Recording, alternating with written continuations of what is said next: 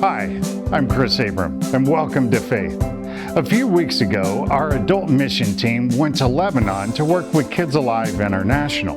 Pastor Rusty also went, and so today, instead of a sermon, he wanted to have the group share what all took place while they were in Lebanon. Now, here's the group sharing. Okay, so I told you that we had a special sharing that we wanted to do today. So last month, in the month of May, I, along with 7 other very faithful and courageous men and women, I and the 7 of them took a trip to Beirut, Lebanon, to really work with Kids Alive International and serve abroad the gospel of Jesus Christ. Now, I affectionately called them, you waiting for it? The Magnificent 7. That's what I call them, the Magnificent 7. But listen, y'all, it really was a life-transforming experience. We're going to be glad to share some of that with you. But in short, it looked something like this.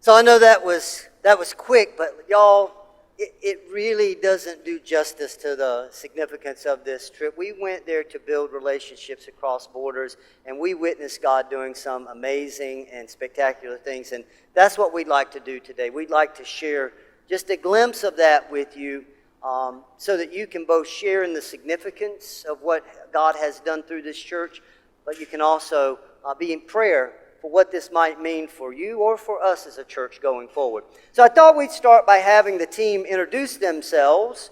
So start down here with Ellen. Tell everybody who you are. Ellen Weaver. Brian Weaver. Tom Coe. Jerry Gray. John Hours. Leslie Hours. And Ron Swenson.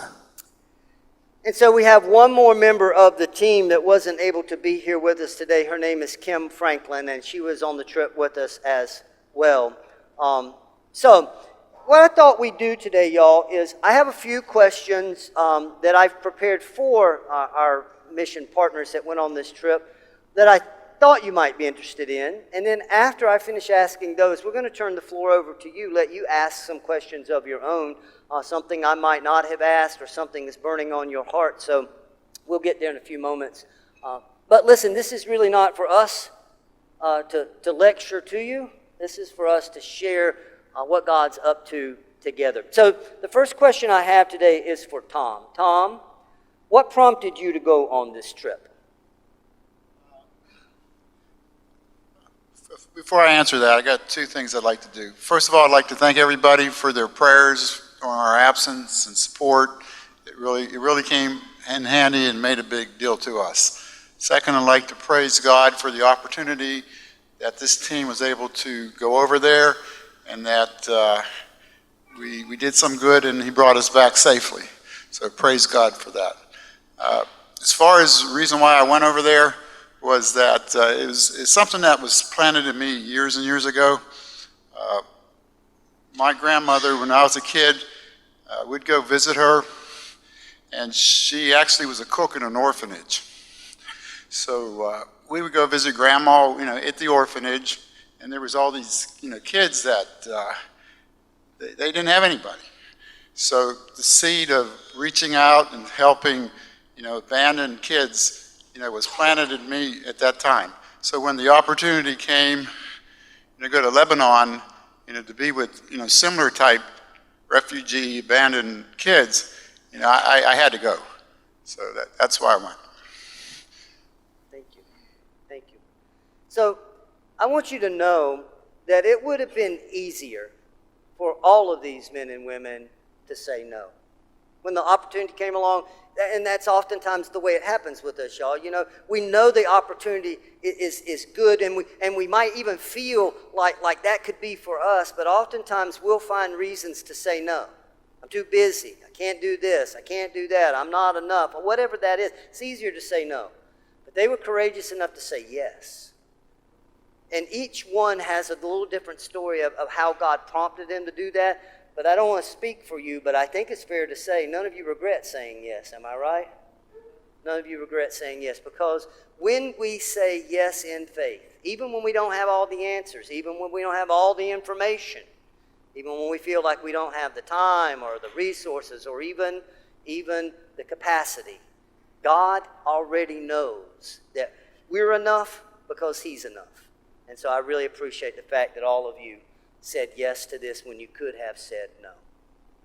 So Brian, here's a question for you. What worries and concerns did you have prior to the trip, and did your experience either confirm those worries and concerns, or did they somehow correct them? Sure. So yes, I had a couple of concerns. The first concern was just traveling to that area of the Middle East. And Lebanon, if you look to the east, is Syria, and there's conflict in Syria. If you look to the south, there's still conflict with Israel.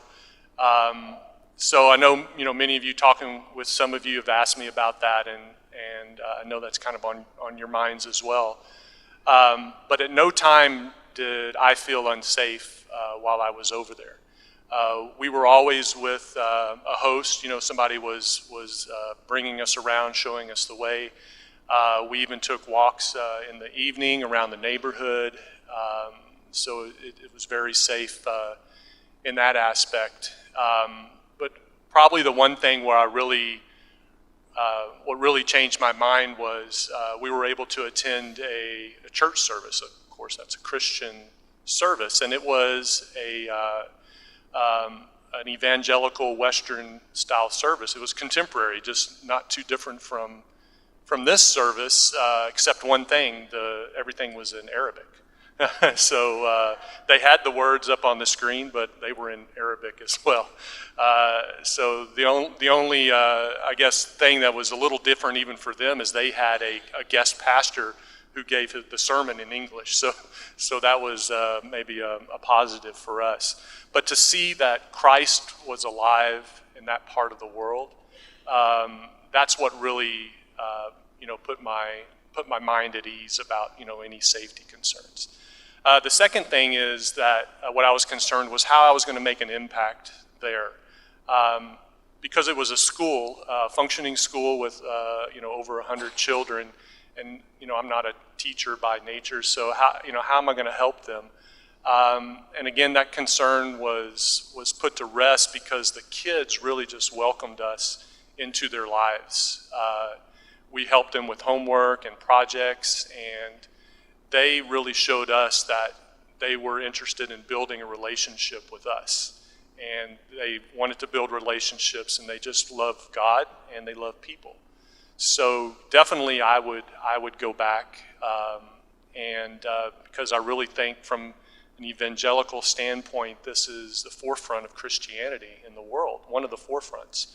And I think there's more work for us to be done there.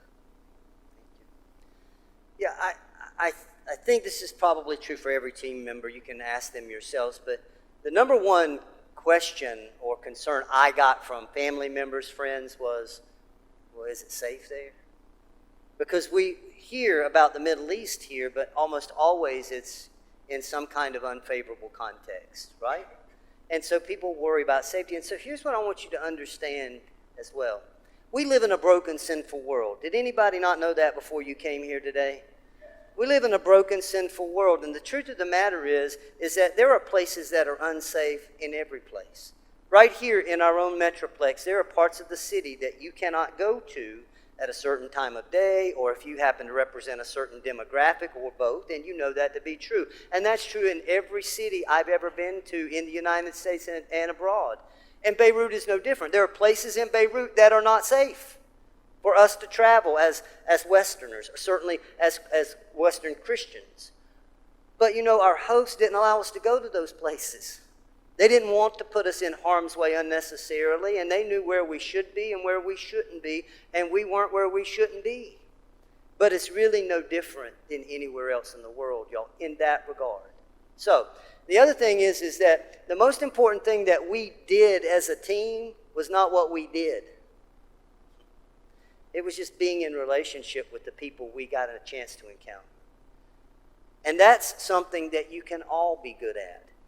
That's something that you all bring to the table skill-wise, is being able to be in relationship with others, to share who you are, your story, and let them share theirs. So I really was proud of our entire team in that regard and how you embrace that.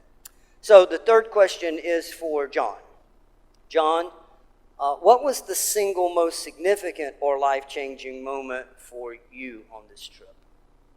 So when sometimes you hear that question asked of a politician, and they'll say, they'll start naming, they ask them single most thing and they name 20 things, So I'm going to cheat just like those guys do, because there's more than 20 things. There are so many impactful events and that impacted my life and felt significant during our week there. One was at the end of the week, we had a school-wide assembly where the parents of the kids came to the school as well, and during that program, all kids of all the different grade levels, they all sang beautiful Christian songs with feeling, just beautifully. And here you look in the audience, most of these kids come from Muslim backgrounds. There's their parents and many of the mothers in full burqas, and seeing that kind of Christianity and that kind of environment being expressed was very impactful.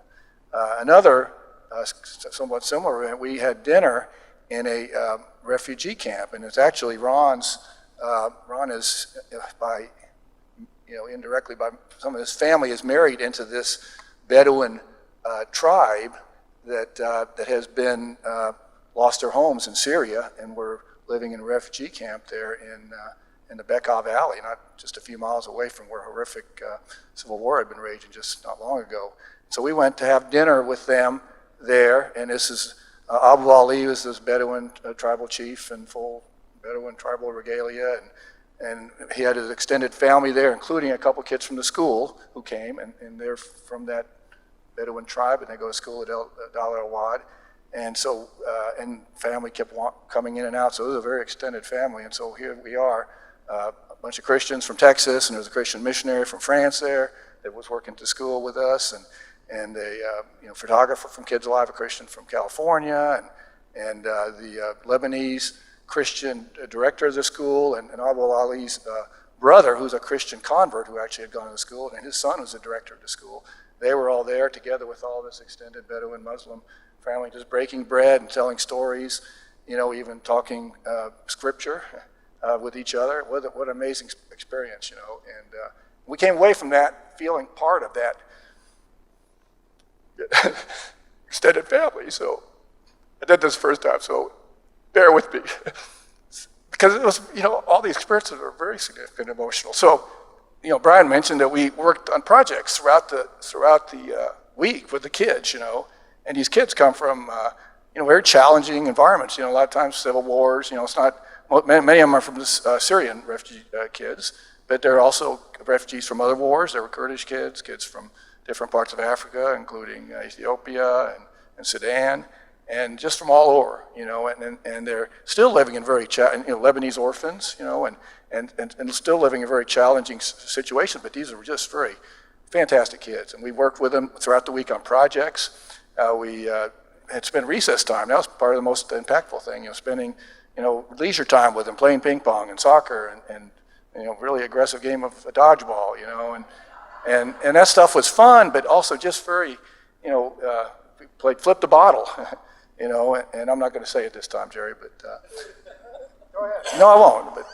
Jerry's not very good at flip the bottle, okay. I learned that. So, but anyway, those were very impactful times, helping them with their homework after our school period. And so one particular experience there that was, personally very gratifying, and I was sort of regretting at the beginning of the thing I saw that this was going to be project week for them. We're going to be doing all kinds of artsy, craftsy projects, which I can't stand, and I'm not very good at.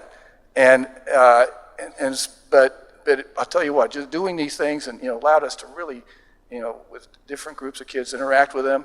And one particular fifth grade group, that we worked with throughout the week on this particularly challenging artsy, craftsy project. One of the girls there, great girl, aspires to be an engineer.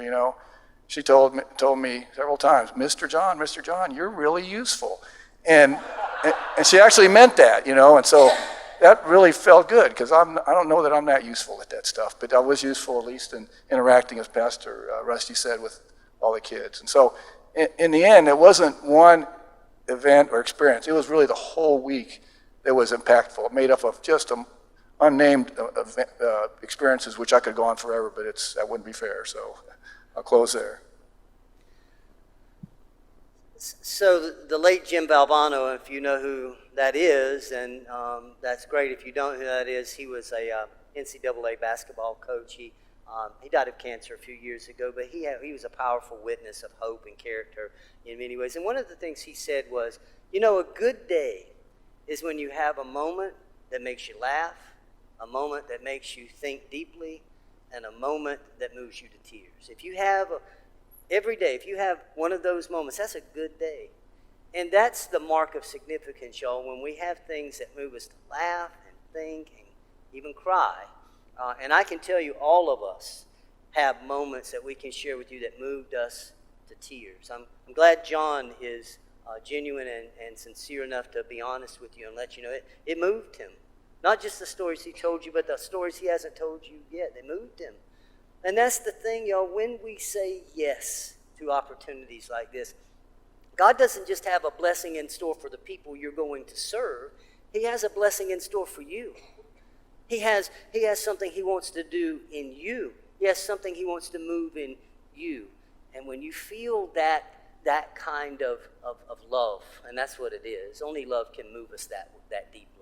When you feel that kind of love, that's when you know that you've had that encounter through the Holy Spirit with another. So thanks, John, for sharing that. And I encourage you to engage John and others and have them share more of those stories. So Leslie, the next question is for you. It's similar but a little bit different, and that is, what surprised you that you really didn't expect going over to Beirut? Well, I was surprised at how loving, welcoming, and hospitable every person we met. It started when we walked off the plane, was greeted at the airport by Denise, the school director, but they had little goodie bags in our room of treats and all the sundries like a 5-star hotel, made special meals for us. They took us sightseeing. Again, they took us out to the Bacal Valley, to the refugee camp, and everybody there was extremely welcoming and loving. They had us over to their homes. Every single teacher went out of her way to help me if I needed someone to interpret, if I needed help finding something. They were there to help me out. And the kids were, again, loving and welcoming. And I was concerned, being American Christians, most of the children with a Muslim background, they may not be that welcoming to us, but each and every person just made us feel loved. Thank you. And first of all, we were welcomed, I thought, by everyone, and starting with the children and the staff and the faculty there at the school. But I mean, really, when we were abroad, traveling abroad, out on the economy, everyone we came in contact with really was, I mean, they were just genuine and sincere and welcoming to us. And I don't know if that was my greatest surprise. It was a surprise. One of the things I want to tell you about Leslie, though, is that, listen, all of us went for a little different reason in the beginning, and some of us went there not really kind of knowing, what we had to bring to the table. I mean, John already told you he's not good at artsy stuff, or at least he thought he wasn't until he was affirmed by a fifth grader. And Brian told you he didn't really know what to expect going to work in a school because, he's not a trained teacher, although if you watched him in action, you could see he was teaching the most important life lessons you can possibly convey, and that is the life lesson of relationship, friendship, and mutual honor and respect for one another. But we all went over not really kind of knowing, what we had to bring to the table. But Leslie was one of the few team members that actually put her vocational training into practice there. Leslie is a physician. She has the gift of healing and medicine in her. And she used that gift to do health screenings for all of the children that were there at the school, which was over 200 children there at the school, as well as used her abilities to work especially with young girls and women there in that culture as well. So that was a challenge for her, being the only physician on the whole compound, but it was a great blessing for the people that were there, because they got access to a great doctor that they never would have gotten access to otherwise. So Leslie, I want to thank you for being a surprise to them, I think, that they didn't expect either. Thank you. Okay, so the next question is for Ellen. Ellen, what did you love most about Lebanon, and is there anything now that you miss being back? I loved most was the people, getting to know them, hearing their stories, and I will miss them. I expect to go back. I found myself saying I could live among these people. They were just like everyone said, warm, friendly, and it struck me when we were having dinner with the people at the Syrian refugee camp, as we sat all on the floor, I just felt so relaxed. And part of this group, they were just so welcoming. The people that lived and worked at the school were all one big family as well. We lived on campus. We lived in small apartments. And so in the afternoon, we could interact with people even after the school children went home. Every afternoon, people would sit out together, gather, and just visit while the boys played soccer. And so I got to hear stories and got to know more about people. The assistant principal on the last day, I really got to talk with some of the teachers and hear some of their stories. But Janet, who is the assistant principal, was wearing this blouse, and I told her how pretty I thought it was. And looks good on Brian too. Yeah, it does. She said, well, I'd like to give it to you. And I said, no, that's okay. I just love flowers. I just thought it was very pretty. Looks good on you. She's like, no, I want to give this to you. She said this blouse was given to her last April, a year ago, by Ron's cousin Becky, who went over there. And so I graciously accepted it. It was a gift of love from her. So it's made its way back to the United States, which is very exciting. So through that encounter and the one I'm going to share in a minute, I really feel this trip is not a trip, it's a journey. And I call it my kindred journey, because these are my friends. A trip ends, a journey does not. So this blouse is going to keep reminding me of these people and reminding me to share my stories. But the other thing that's going to continue, we went to a house, several houses. People that worked there invited us over for coffee, dessert, visiting. And not only were the husband and wife there, the children were there, the teenagers were there, the young adults were there visiting with us and conversation and talking and helping to serve us. I had avocado ice cream, which was fantastic. You wouldn't expect it. But one of the ladies that invited us, she was one of our hosts, Denise. And when we were at her house, her son was also there, who is a seminary student here in Dallas. His name is Jad, and he had a friend there with him. And we were talking to them about it, and he said one of the challenges was that he doesn't have a car. So when we got home, we realized my daughter Sarah will be traveling to Africa in August as a young adult in global mission for a year. So we decided that we are going to loan Jad her car so he will have a car to drive. And so that's a blessing that we can continue to carry on. He's going to have dinner with us when he arrives next month, and we can be that spiritual reassurance to him when he's here. Thank you. So there's a lot you can take from that, but one of the things I would say is we talk about generosity, hospitality that we received when we got there, but I think of no better example than this. They literally gave Ellen the shirt off their back. Seriously. And here's the other thing. And it has led her and Brian to pay it forward, to share a blessing with somebody else. And isn't that what this is really all about, y'all? It's really all about, yes, that's exactly, and impacting the world that needs hope. And that's probably the greatest gift any of us experience there. So I got time for one more question here, and then we're going to open up the floor. Jerry, this is yours. Would you encourage others to go on this trip, and if so, why?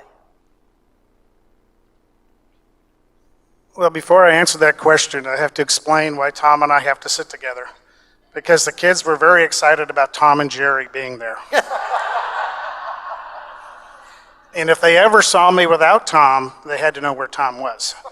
So It's a very popular cartoon in Lebanon. So would I encourage others to go? Every time somebody has asked me about the trip since I got home, my immediate answer was I would go tomorrow, again, if we had the opportunity. So I'm going to kind of say yes, unless you going keeps me from going again. So, but yes, of course, I would encourage anybody to go.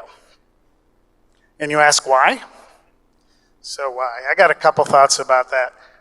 One, I think we're called to serve, and this was a great opportunity to serve. We got to serve the children, we got to serve the missionaries, we got to serve the teachers, and we got to serve the staff. So a great opportunity to serve. Another thought is that I kind of like Genesis 12, blessed to be a blessing. So I feel I've been blessed. I had the resources to go and the time to go since I'm retired. Blessed with a wife who didn't really want me to go, but ultimately acquiesced and didn't complain too much about me going. And I'm blessed to have a church here that I'm a mission partner of that thought it was a good idea to take a mission trip. So I feel pretty blessed, and I thought it was pretty important to go bless somebody else. And in return, I got blessed even more. But the key is you all are all blessed as well, and you have an opportunity, hopefully, to go bless them. Another thought is, people are people, and children are children. So it doesn't matter whether they're Christian children or Muslim children. It doesn't matter whether they're refugee children or non-refugee children. And even our newest child, Caden, I believe they need two things. They need to be loved, and they need somebody to love. And we were able to do that. A couple more thoughts here. One, it was a great opportunity to go with a team and to experience teamwork. And this team was fantastic. Rusty says quite often we can do more together than apart, and this team did do more together than any one of us could have done. My last thought, to piggyback on what Brian said about the safety concerns. Never had a concern the whole time I was there. I felt before we left that working with Kids Live International, they would not put us in harm's way, and they did not put us in harm's way. And they won't put anybody else in harm's way another time. So, yes, please go. So I say often to you about, especially about Holy Scripture, when we're reading it and I'm preaching about it, I tell you, you don't have to take my word for it. In fact, you shouldn't, okay? Because all I can offer you is my perspective. I feel the same way about this, y'all. We're here sharing our experience, and it's been great. And I think that it would be great for you too. But the real thing is this. You have to go for yourself to be able to see what God is going to do in your life and in your work. Don't just take our word for it. Pray about that and say yes all on your own at some point, either to this trip or other trips we're going to take in the future. This really was the culmination of a vision we've had for years here, that we would have at least an annual adult mission trip offering. This was our first one. This is not going to be our last one. We're not one and done. And so I just encourage you to pray about that. So I want to spend a few minutes opening the floor to questions you might have that I didn't ask or we didn't ask that you might be thinking of.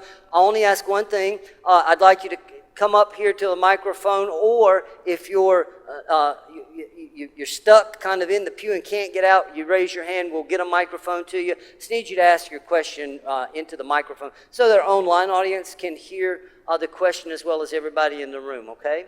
So I'll open it up now if you've got questions for our team. If you've got a specific panel member you want to ask, do that. If not, it'll be open to the whole panel. Anyone? Oh, good. I'm glad. We're not either. From what I understand, the conversion of Muslims to Christianity, many of the people that do that are shunned from their families, community, and sometimes threatened with death. With these kids and parents of the kids in the school, did they feel threatened or accepted by the community when they went back to their own village? That's a great question. Does anybody want to give your perspective on what you saw there, on what you witnessed? I don't know. I mean, you hear that, and I think it's different in different countries, and I don't know what the situation is everywhere. It's interesting with, Abu Ali, his brother is a Christian convert. He went to school there, and his son is one of the directors, and the family still loves each other, in the case of the school, and one of the things I really learned, one of the things that really helps me in going there, seeing, Pastor Rusty talks about being bold in our Christianity and not being shy about sharing it everywhere. And, if any place it might be difficult would be in the Middle East and Muslim culture. And so I'm sure it's a challenge there. And we don't know. We haven't been there long enough to know what all the challenges are. But certainly this school was very bold, and they were very about their Christianity. There was no embarrassment. That's why, seeing these kids from Muslim backgrounds singing Christian hymns with meaning and beautifully was such a moving thing, and knowing where they're from. So, and they told, it's been told the parents when they wanted, this is a really good school. This is an opportunity for them to potentially get out of some bad situations. And so they're told that, it's going to be a Christian school, and they're going to be exposed to that constantly. And so they have to agree to that. So this is probably a special situation. So I bet that challenge does exist throughout Lebanon. Lebanon is probably a better place because Lebanon still has a Christian population that's between 30 to 35%, depending on who you talk to, or maybe less or more.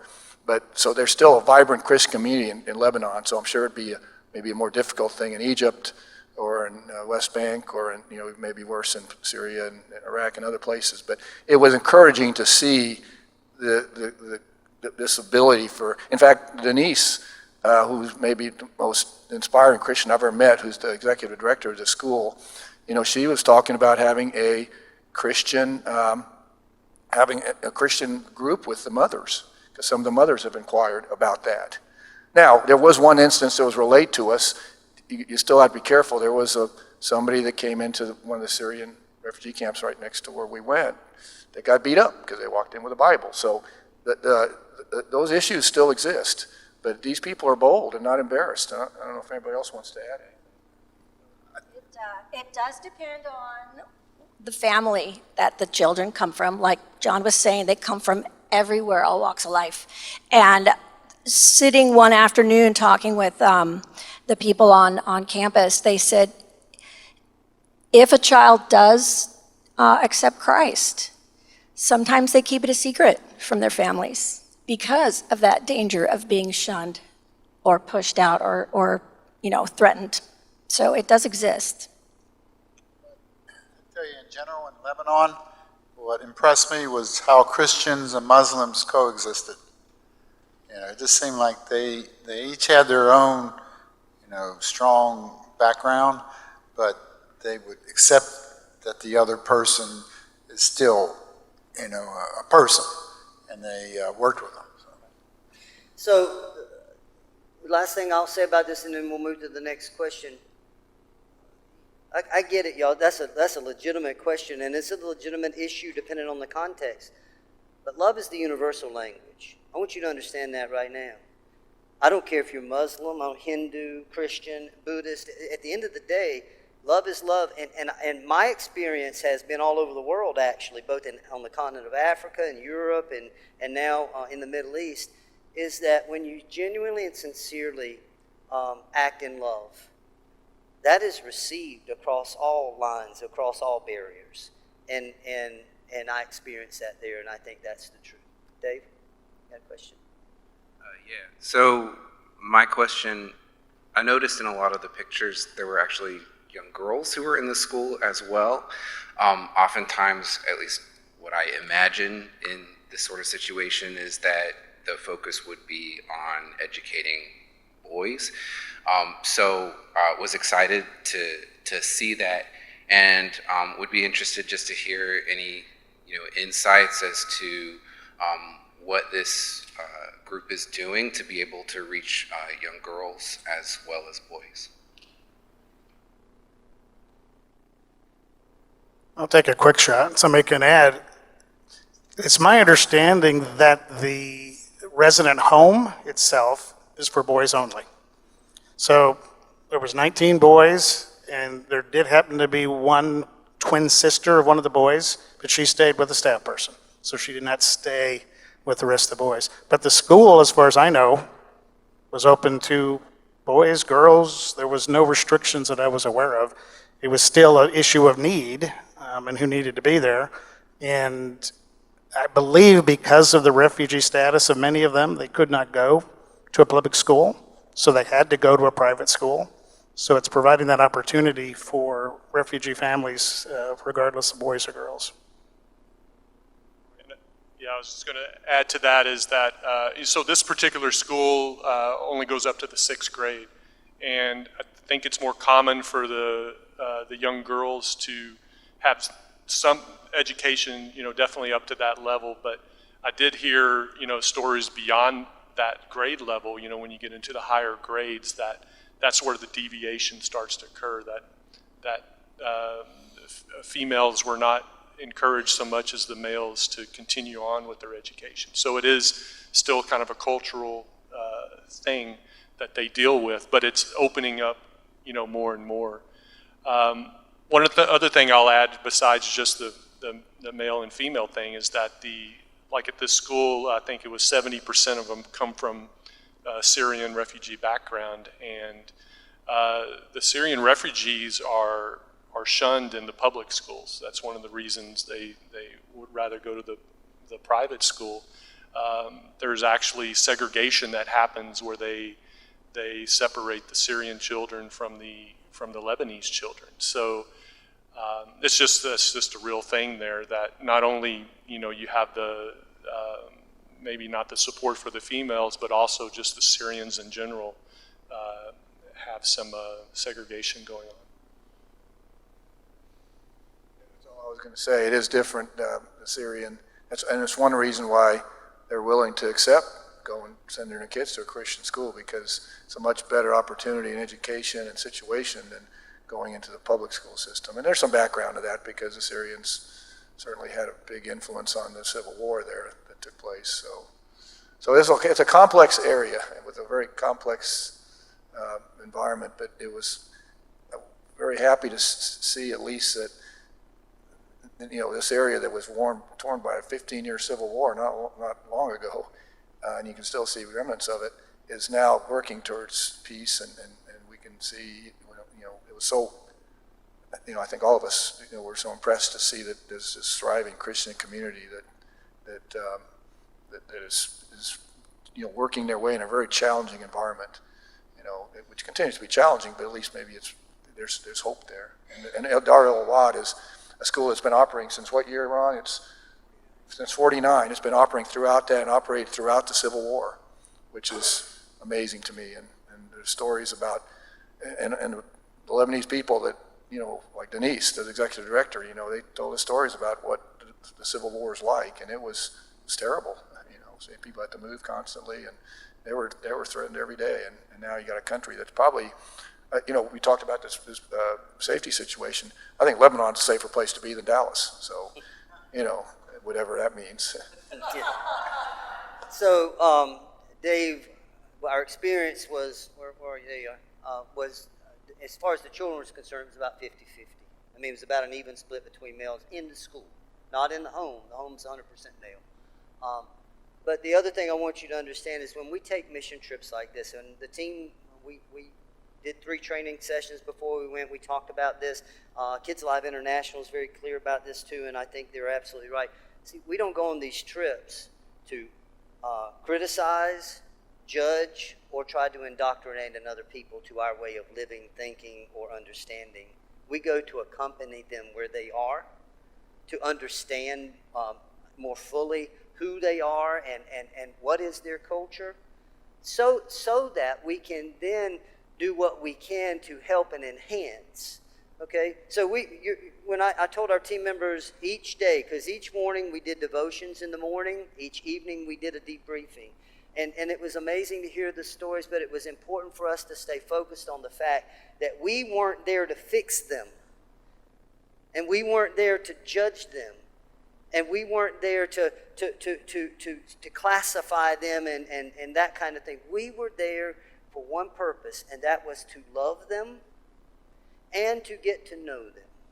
And so while I have my own thoughts and feelings about empowerment for women, as you all know, the truth of the matter is not everywhere in the world feels the same way I do. But here's the thing. But I had an opportunity with these wonderful men and women of faith to go there, and for at the time we were there, to walk with all of them, including the young women that were there, and allow them to know through us that they were valued and respected and had great worth and potential. And that in and of itself, I think, is a great opportunity if we've done nothing else. So, I have time for one more quick question if you've got it.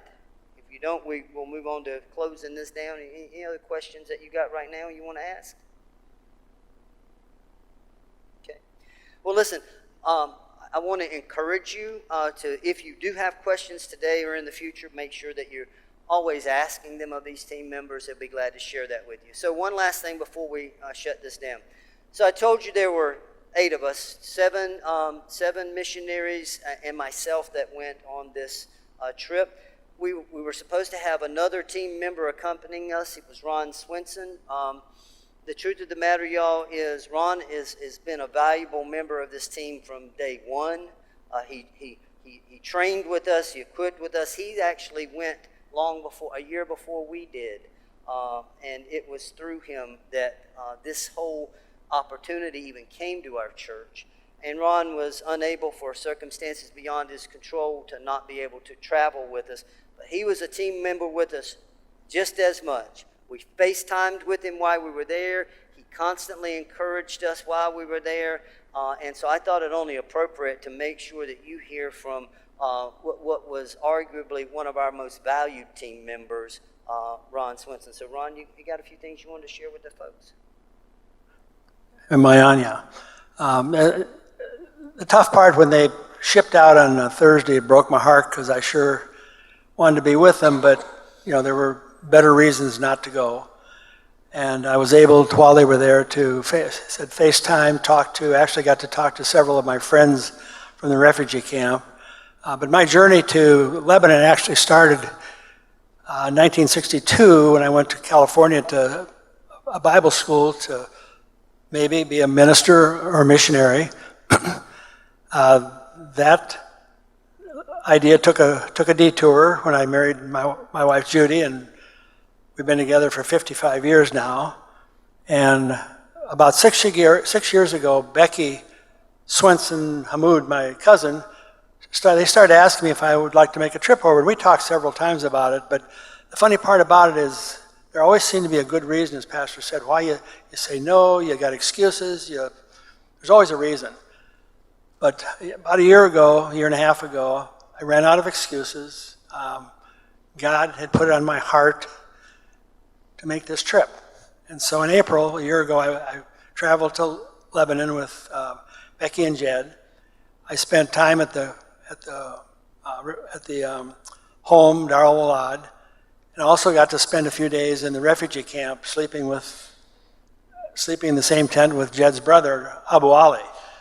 And it was a remarkable time. And when I got home and told Pastor about it, he suggested I talk to the congregation and share my trip with the congregation, which I did. And so it kind of went from there to what you see sitting up here on stage. And I'll just say, in Ecclesiastes 3, it talks about God, the Lord's time and season. And this, I'm going to pull a John here in a minute. I get really emotional because I love those people. But the Lord put the right time and the right season together to make it a time for this congregation to step forward and become missionaries to the world instead of just the area. And I just thank God every day for it.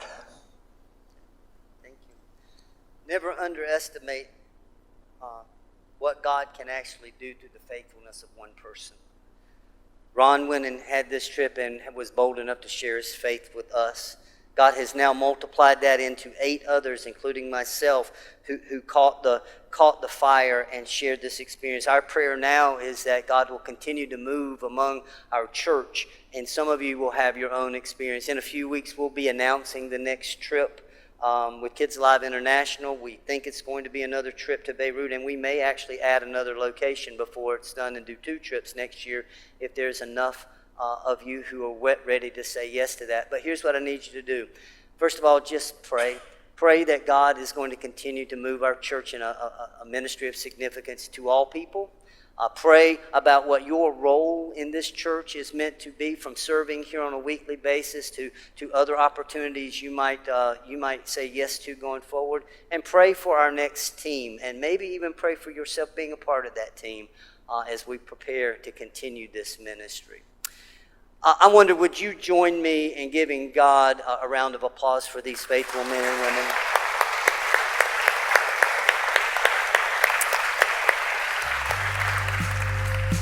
And that concludes our group sharing of what all took place in Lebanon with Kids Alive International. If you would like to visit us here at Faith and you're located in the Flower Mound area, we're located at 6000 Morris Road, Flower Mound, Texas. Our service times are 9 a.m. for our classic service and 10:45 for our contemporary service. We live stream both our services on both our app and our website. So until next time, I hope to see you here at Faith.